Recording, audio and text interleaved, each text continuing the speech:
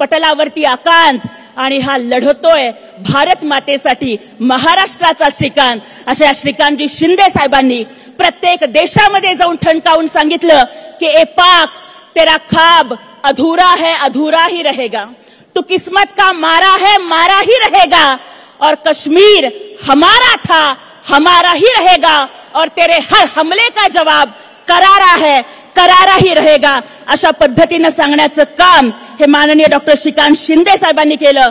त्यांचा प्रत्येक शिवसैनिकाला या ठिकाणी अभिमान वाटतोय. त्याचबरोबर मला या ठिकाणी आवर्जून सांगायचं आहे की काही लोक काहीतरी नरकातला स्वर्ग स्वर्गातला नरक असं काहीतरी पुस्तक लिहितायत म्हणे आणि ते टीका करतायत की काहीतरी अघोरी पूजा केली, अमुक केलं तमुक केलं. मला त्यांना ठणकावून सांगायचंय की अरे बाबा राऊत, तू किती घेणार डाऊट?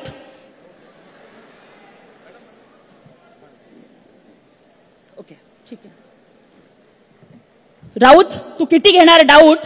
अरे बाबा आम्ही करत नाहीये मंत्र तंत्र अघोर, आम्ही करत नाहीये मंत्र तंत्र अघोर, पण एकनाथजी शिंदे साहेबांनी त्यांच्या काळामध्ये जनता केली बिनघोर आणि म्हणून हे सत्ता आली हे त्यांना सांगायचं. 2 मिनिटात मला थांबायचंय, पण त्याआधी माननीय एकनाथजी शिंदे साहेबांच्या वरती 2 ओळी ज्या मी लिहिलेल्या आहेत त्या मला तुम्हाला सादर करायच्या आहेत आणि त्या बोलून मी थांबवते. अडीअडचणीत सापडलेल्यांना मदतीसाठी घेतलेली धाव म्हणजे एकनाथजी शिंदे साहेब. अडीअडचणीत सापडलेल्यांना मदतीसाठी घेतलेली धाव म्हणजे एकनाथजी शिंदे साहेब. या राजकारणाच्या बजबजपुरीमधलं माणुसकीचं गाव म्हणजे एकनाथजी शिंदे साहेब. कोल्हापूर, केरळ, सांगली, महाड प्रत्येक महापुरामध्ये स्वतःच्या जीवाची पर्वा न करता जनतेला वाचवणारी नाव म्हणजे एकनाथजी शिंदे साहेब. आणि हिंदुत्वाचा बाजार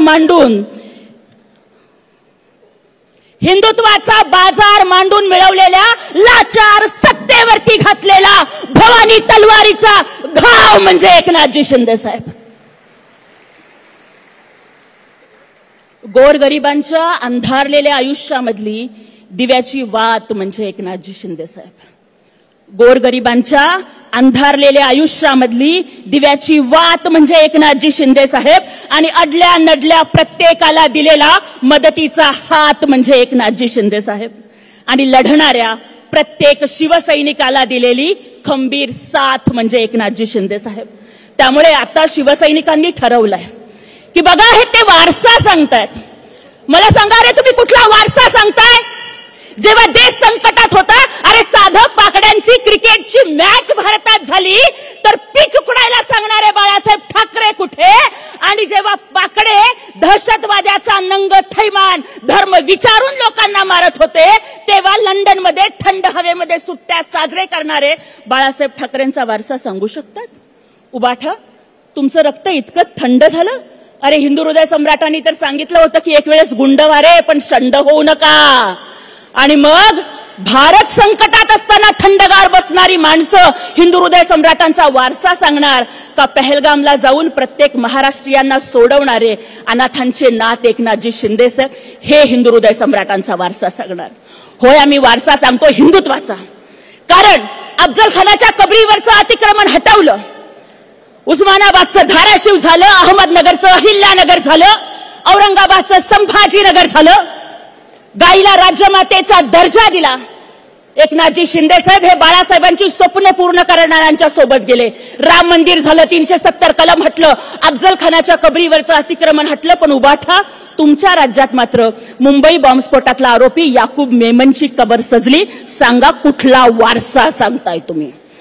आणि तुम्हाला वारसा सांगण्याचा अधिकार आहे का? होय, आम्ही मराठी स्वाभिमानाचा वारसा सांगतोय.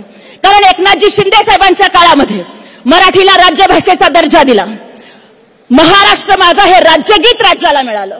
प्रत्येक केंद्रीय कार्यालयामध्ये मराठी भाषेतनं कारभार हा अनिवार्य करण्यात आला. आणि उबाठा, तुम्ही मात्र तुमची मुलं इंग्रजी शाळेमध्ये शिकवली. मला सांगा कुठला वारसा सांगताय तुम्ही? होय, आम्ही वारसा सांगतोय हिंदू हृदय सम्राट बाळासाहेब ठाकरेंच्या 80% समाजकारण आणि 20% राजकारणाचं कारण. कोल्हापूरच्या मातीमधली एक 25 वर्षाची बुरखा घातलेली फहीम सादिक मकुबाई 2 महिन्याच्या बाळाला घेऊन येते आणि म्हणते की साहब आपकी दुआ है, बेटी बची बेटी का नाम दुआ रखा. एकनाथजी शिंदे साहेब म्हणजे काय? अरे शॉक लागलेल्या 5 वर्षाच्या गुलाम गौसचे हातपाय गेले, त्या मुलाला दिलेल्या कृत्रिम हातापायातनं तो